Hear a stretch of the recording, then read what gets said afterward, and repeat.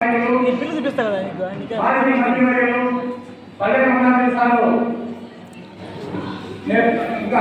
అందరూ సీనియర్ నాయకులు శ్రీనివాసరావు గారికి మరియు రాంబాబు గారికి రాజేంద్ర గారికి మాజీ ఎంపీసీ రాజేంద్ర గారికి వేదిక అలంకరించిన గ్రామ సర్పంచ్ సెటిల్ గారికి మరియు తెలుగుదేశం పార్టీ కుటుంబ సభ్యులకు పేరు పేరున అందరికీ ధన్యవాదాలు తెలుపుకుంటున్నా.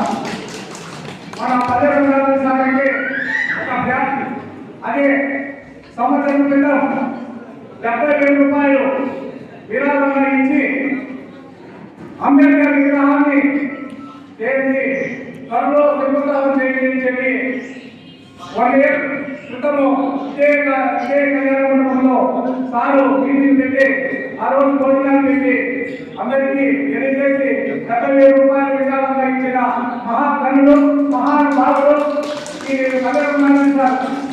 ఇప్పుడు మనం ఎన్ని జన్మలు ఎత్తినా గొడవ తీసుకోలేని దాదాపు 30 సంవత్సరాల నుంచి మనకు పేరు చేస్తున్న వ్యక్తి మన పల్లె సార్. ఇప్పుడు అధికారులు ఏపీఎం గారు ఇంకా అందరూ వేరుపై రావాల్సిందిగా కోరుతున్నారు. ఇప్పుడు పోటీలు కొట్టాల్సి కొట్టుకుంటే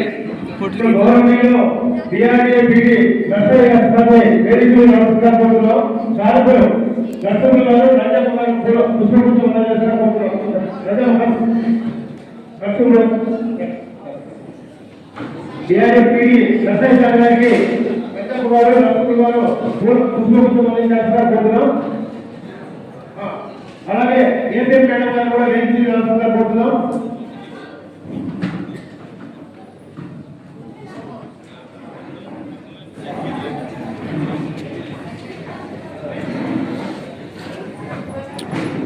ఇప్పుడు మాజీ ఎంపీటీ సభ్యులు రాజారెడ్డి గారిని 2 మాటలు మాట్లాడుతున్నా కోరుతున్నాం. ఈరోజు ఈ సభకు వచ్చేటువంటి 10 పంచాయతీలు మహిళలు అదే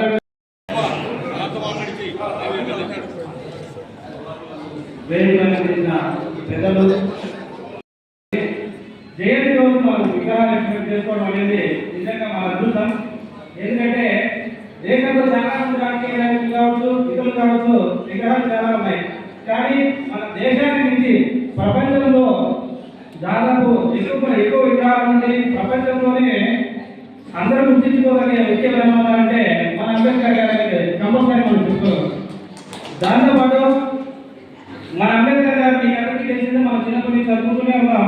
ఎన్నో అవమానాలు అతను రాసినటువంటి నో ఫ్యూమ్ నో వాటర్ అని ఒక బుక్ రాశాడు. అందులో ఆయన వాళ్ళతో ఒక అక్షరం రాశాడు. ఏంటంటే, నేను చదువుకునే రోజుల్లో నేను వాటర్ కావాలంటే కంపల్సరీ ఫ్యూమ్ ఉండాలి. ఫ్యూమ్ నుండి వాటర్ ఇస్తేనే నేను తాగాలి, లేదంటే ఆ రోజు నాకు వాటర్ లేకుండా నేను చదువుకొని ఇంటికి వెళ్ళిపోవాలి. అలాంటి పరిస్థితుల్లో ఆయన చదువుకొని విద్యావంతులని దాదాపు 35 డిగ్రీలు పూర్తి చేసినటువంటి వ్యక్తి మన అంబేద్కర్ గారు. ఇప్పటికీ మనం అనుకుంటున్నాం దాదాపు నేను కూడా ఇంజనీరింగ్ చదివాను, ఒక డిగ్రీ చదువుతారంటే చాలా బాగా పరిస్థితికి వస్తారు. అలాంటి 35 డిగ్రీలు పూర్తి చేశాడంటే నిజంగా ఆయన గ్రేట్ అని చెప్పుకోవాలి. ఇంకోటి ఏంటంటే, మన అంబేద్కర్ గారు కొలంబియా యూనివర్సిటీ అమెరికాలో చదువుతున్నారు.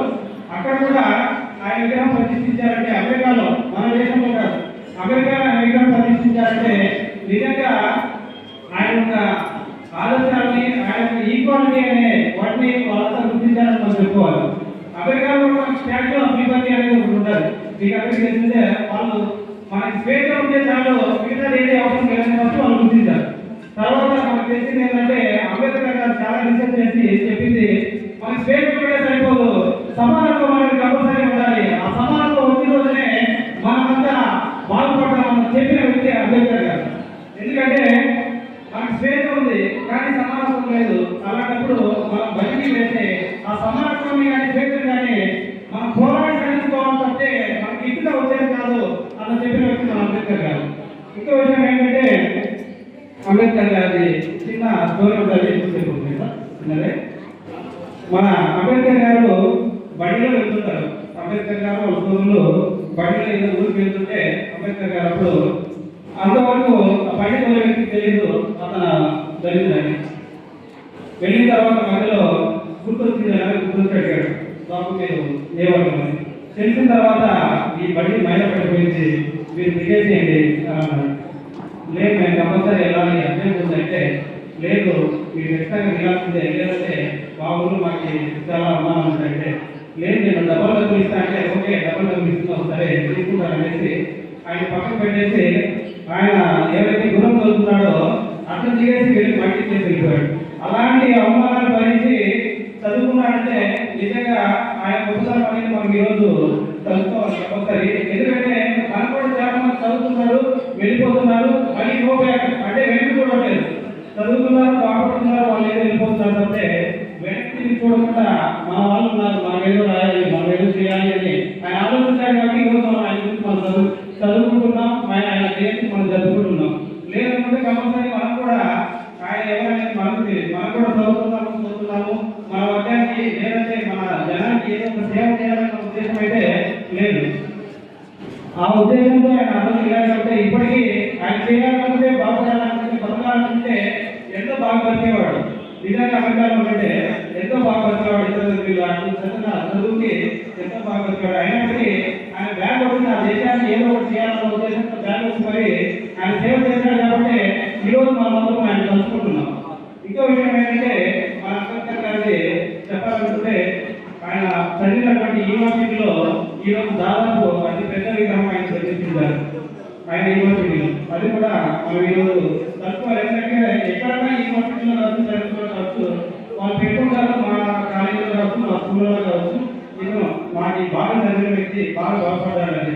కానీ ఏంటంటే ఆయన విగ్రహం పెట్టారంటే మనము అంబేద్కర్ గారి నుంచి అర్థం చేసుకోవాలి. ముందుగా ఆయన రాబోయే ప్రాబ్లమ్స్ అన్నింటినీ ముందుగా చేసేసి రాజ్యాంగాన్ని రాశారు. మనం అనుకుంటున్నాం ఈరోజు మనము రాజ్యాంగం ఉంది చేస్తున్నాం అనేది, కానీ ఈరోజు రాబోయే ప్రాబ్లమ్స్ ముందుగానే చేసేసి రాజ్యాంగాన్ని చేస్తారు.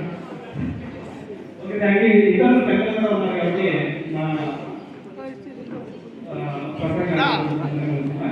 ఇంకోటి ఏంటంటే నేను అంబేద్కర్ గారి గురించి చివరిగా చెప్పేది చెప్పేది కూడా చిన్న కోరండి.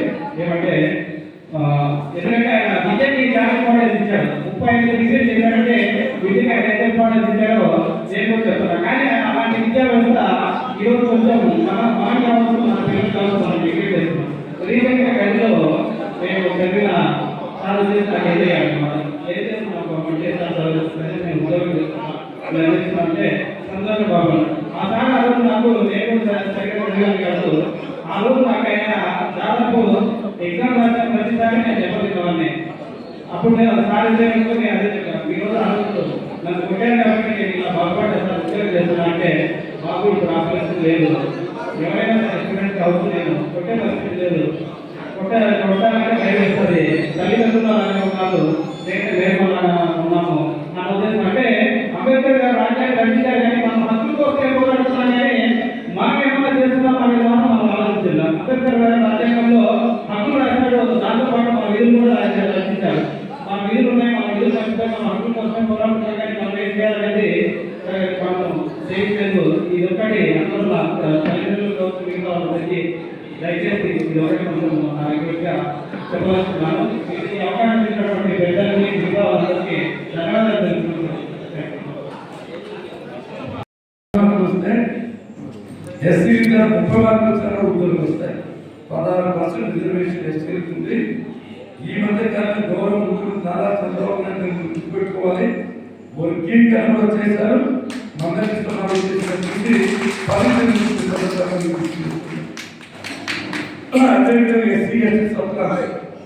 ఎస్సీ సబ్క్లాస్ దానిలో నిధులు వస్తున్నాయి. నేను కూడా మొట్టమొదటి గుర్తుపెట్టుకుంటున్నాను. ఎక్కడ ఎస్సీ కాలన్నా, ఎక్కడ ఎస్టీ కన్నా మొట్టమొదటి దాని రోడ్లు లేదని చెప్పి 75% నిధులు బాగా కేటాయిస్తున్నారని చెప్పి సందర్భంగా ఎస్సీలకు ఎస్టీలకు 200 యూనిట్ల వరకు కరెంట్ ఛార్జ్ కూడా కట్టే పర్లేదు, ఫ్రీ కరెంట్ కూడా ఇస్తున్నామని చెప్పి సందర్భంగా చేస్తున్నాం. ఎస్సీ కార్పొరేషన్ చూస్తున్నాం. ఇవన్నీ ఉపయోగించుకోవాలి. ఇవన్నీ మొత్తం రేపు వస్తాను. ఇవన్నీ భారత రాజ్యాంగంలో ఉండే ఆయన రాసిన దానివల్ల అందరికీ సమానత్వం ఉంది. మీరు తక్కువ అనేది మైండ్లో ఇచ్చిపెట్టే మీరే ఇప్పుడు ఐఏఎస్ ఆఫీసర్స్ ఉన్నారు, ఐపీఎస్ ఆఫీసర్స్ ఉన్నారు, త్వరలో చర్చలు వస్తాయి, సర్పంచులు అవుతారు, ఎంపీటీసీలు అవుతారు, జెడ్పీటీసీలు అవుతారు, మంత్రులు అవుతారు. ఇవన్నీ మీరు హక్కులు మీకు రావాలంటే ధైర్యంగా పోరాడాలి. ఎవరిని మీరు తక్కువ కాదు, ఆత్మీయత భావన వదిలిపెట్టాలి. దీనికి అన్నిటికీ మారిపోతాయి. మీలో ఉండే దుర్గుణాన్ని కూడా వదిలిపెట్టాలి. ఈ తాగుడు అనేది చాలా చాలా తేలిక. దానివల్ల శరీరం దెబ్బతింటుంది, కుటుంబం దెబ్బతింటుంది, లేని కొన్ని అపార్థాలు వస్తాయి, అనాథాలు వస్తాయి, కొట్టాలు వస్తాయి, ఇబ్బందులు వస్తాయి. కాబట్టి దళిత నాయకులు చెప్పారు ఒకటే, మీరు ఊర్లోకి అవేర్నెస్ ఇస్తారు, వాళ్ళ చైతన్యం ఇస్తారు. తాగుడు మాత్రం మొట్టమొదటి వదిలిపెడితే అది 100% జరుగుతుంది. రెండవది హెల్త్ మనం చూసుకోవాలి. నా శరీరం చాలా గట్టిది, నా శరీరం ముక్కు అని చెప్పి ఎవరు చూపించుకోరు. తర్వాత లాస్ట్ స్టేజ్కి వస్తే మీకు అర్థమవుతుంది ఏమీ చేయలేదు. ఏ బాధ లేకపోయినా మరికొన్ని మహిళలు ఉంటే కుటుంబాలు బాగుంటాయి. కాబట్టి మీరు మీ పిల్లలకు కానీ భార్యలకు కానీ తల్లులకు కానీ ఆరోగ్యాన్ని బాగా చూపించుకోవాలని చెప్పి ఈ సందర్భంగా గుర్తిస్తున్నాను. ఆరోగ్యం ఉంటేనే ఈ విధంగా చేయాలి. మూడవది గుర్తుపెట్టుకోవాల్సిందంటే చదువు చాలా ముఖ్యం. చదువుకుంటేనే ఏదైనా సాధించవచ్చు. పిల్లలను కూలిపోవడానికి పంపించుకోకుండా, ఇబ్బంది పెట్టుకోకుండా రెసిడెన్సీ స్కూల్స్ ఉన్నాయి. మా ఇంట్లో అయితే మీరు దాదాపు ఇస్తాం. బాగా చదువుకుంటే మంచి మంచి ఉద్యోగాలు వస్తే, దేశాల మీద ఉద్యోగాలు సంపాదిస్తే మీ కుటుంబం సురక్షణ మారిపోతుంది. ఒక సాఫ్ట్వేర్ ఇంజనీర్ ఇంట్లో ఉంటే మీ ఇల్లంతా బాగుపడుతుంది. చదువులో విషయంలో అందరూ మరి ముఖ్యమైన దళితులు చదివించడం బాగా నేర్చుకోవాలి. ఈ మధ్యకాలం చూస్తున్నాను, కాలం మారింది, అందరూ అవగాహన వచ్చింది. మీకుండే డ్యూటీస్, రెస్పాన్సిబిలిటీస్ బాగున్నాయి. రాజ్యాంగం మీకు అన్ని విధాలుగా సహకరిస్తూ ఉంది. మీరు దాన్ని ఉపయోగించుకోవడంలో విఫలమైతే దానికి ముందు బాధలు కాదు. కాబట్టి మీకుండే అన్నింటినీ నేను కూడా చట్టాలు చేసినాము. ప్రభుత్వం చాలా కాలం 30 ఏళ్ళు సుదీర్ఘకాలం వ్యవహారం తప్పనిసరిగా ఒక కుటుంబానికి ఇస్తారు. బీఫామ్ కాదు, అందరూ తీర్చాలని తప్పకోకుండా దళితులు కానీ, బలహీన వర్గాలు కానీ, పేద వర్గాలు కానీ, మిగతా కానీ మా మీద నమ్మకం చేయాలి, విశ్వాసం చేయాలి, గౌరవించాలి. కాబట్టి తప్పకోకుండా అన్ని విధాలుగా మీకోసమే త్యాగం చేస్తాం. అంబేద్కర్ రాష్ట్రం ఆ మానవ చూపించిన స్ఫూర్తి తప్పకుండా మేము కూడా పాటిస్తాం. మీరు ఆశయాలను తప్పకుండా నిలబెట్టుకోవాలి. ఆయన చూపించిన మార్గంలో మీరు నైతికంగా నడవాలి. ప్రభుత్వం ఇచ్చే అన్నింటినీ ఉపయోగించుకోవాలి. రాకపోతే కొట్టాడాలి. మీకు కావాల్సిన అన్ని ఏవేవైతే నిర్దేశించామో అవన్నీ పొందాలని మనస్ఫూర్తిగా కోరుకుంటున్నాం. అధికారంలో ఉన్నారు, వాళ్ళు కూడా తెలుసు ఏ విధంగా మీకు సహాయం చేయాలని. ఈ నియోజకవర్గంలో మీ అందరికీ అధికారులు మేము మనస, వాచ, కర్మ చిత్తశుద్ధిగా, మనస్ఫూర్తిగా మీ అభివృద్ధికి, మీ సంక్షేమానికి, మీ పిల్లల బాగోగులకు చేస్తామని అంతేకాకుండా నాకు మంచి అదృష్టం ఏమంటే ఈ జయంతి రోజునే ఈ విగ్రహాన్ని ప్రారంభించే అవకాశాన్ని అంబేద్కర్ గారు కలిగించారు. ఆ మహానుభావుడు ఏ లోకాలున్నా ఆయన చదువు చూపు నన్ను ఉంటాయని చెప్పి మనసులో ఓటీసీలో విగ్రహాన్ని ఒకసారి విగ్రహం దెబ్బతింటే మళ్ళీ రెండోసారి విగ్రహించారు. ముఖ్యమంత్రి నేర్చి విగ్రహం ప్రభుత్వం ఆలోచించిన ప్రత్యేక విగ్రహించారు. అంబేద్కర్ సహాయం చేసే సేవ చేసే భాగ్యం కలిగినందుకు నేను చాలా ఆనందపడుతున్నానని చెప్పి సందర్భం గుర్తు చేస్తూ చాలా మంది నివాళులు నాయకులు వచ్చారు. వాళ్ళకు ధన్యవాదాలు తెలియజేస్తూ భోజనం పెట్టాము. అందరూ విధానంగా నేను తక్కువ మంది ఎక్కువ భోజనం పెట్టాను. అది ఎక్సెస్ కారణానికి దురదృష్టం ఎక్కువ, చాలా ఎక్కువ. మీరు ఎవరొస్తారో 3 రోజులు వస్తారు, 5 రోజులు వచ్చామంటే 5 రోజులు మంచి మంచి భోజనం తీసాం. అదే 4 రోజులు తీసాం. మీరంతా తిరిగి జాగ్రత్తగా నీళ్ళకు వాళ్ళ మనసు కోరుకుంటూ జై అంబేద్కర్, జై అంబేద్కర్, జై అంబేద్కర్.